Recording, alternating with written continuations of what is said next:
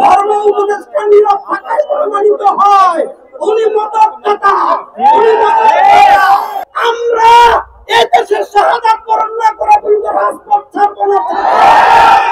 উনি যদি অনতি বিলম্বে এই দরবারগুলো রক্ষার ব্যাপারে এদেশের আশিকেরা মাঠে নামবে, ওনার বিজয়ের কণ্ঠ নিশ্চিত না করে ঘরে ফিরবো না। এই মাজার রক্ষার ব্যাপারে এবং দরবার রক্ষার ব্যাপারে ছাত্র সমাজ, বৈষম্য বিরোধী ছাত্র সমাজ এক কাতারে যাচ্ছে।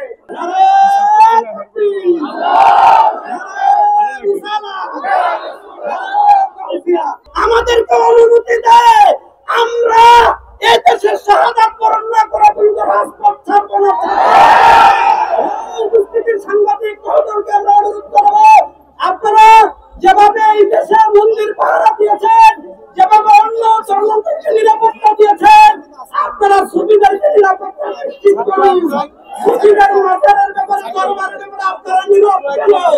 ধর্ম উপদেষ্টা নিরপেক্ষতায় প্রমাণিত হয় উনি মদতদাতা, উনি যদি অনতি বিলম্বে এই দরবারগুলো রক্ষার ব্যাপারে এদেশের আশিকেরা মাঠে নামবে, ওনার বিজয়ের কণ্ঠ নিশ্চিত না করে ঘরে ফিরবো না। বাবা দেওয়ানবাগির আশেকদেরকে বলছি, আপনারা কেমন, আপনারা শুধু বাবা দেওয়ানবাগির ভোট করে থাকেন। এদেশের হাজার কোটি লক্ষ কোটি আশেকে রাসূল ওলিয়া উলিয়াদের ভক্ত আপনাদের সাথে আছে, আপনাদের কাছে আছে। আপনাদের সাথে আমরা মরণ এই বাবা দেওয়ানবাগির ইজ্জত রক্ষা করার জন্য আমরা জীবন দিতে প্রস্তুত। বাবা দেওয়ানবাগি না থাকলে বাংলাদেশ সুফি শব্দ চিনত না, বাংলাদেশে মিলাদুন নবী প্রতিষ্ঠিত হবে না। এটা বাবা দেওয়ানবাগির অবদান। এটাকে যারা অস্বীকার করে, যারা যে সকল দরবার নীরব রয়েছে, আপনাদেরকে ঐক্যবদ্ধ হয়ে এই আন্দোলন সফল করার জন্য আপনারা ঐক্যবদ্ধ হয়ে কাছে আসবেন। আজকে আমাদের মধ্যে আরেকজন দুইজন আছেন যিনি বেহুশের চরিত্র প্রদান কিতাবটি লিখে সারা বিশ্বে সুফিবাদকে তুলে করেছেন। সেই সুফি সম্রাট সাহা সুফি কাজী বেনজীর হক চিশতি মহোদয় আমাদের মাঝে উপস্থিত আছেন। নারায়ে তাকবীর, নারায়ে রিসালাত,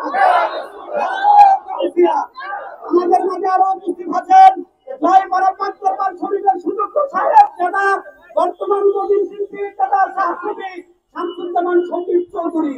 আমাদের মাঝে উপস্থিত আছেন ইসরাইল শাহ রহমাতুল্লাহ আলাইহির সুযোগ্য সন্তান ইরন শাহ আল চিশতি নিজামী। আমাদের মাঝে উপস্থিত আছেন বাউল সম্রাট আরিফ দেওয়ান মহোদয় আমাদের মাঝে উপস্থিত আছেন এবং বেনজির শাহ সুরেশ্বরী মহোদয় আমাদের মাঝে উপস্থিত আছেন।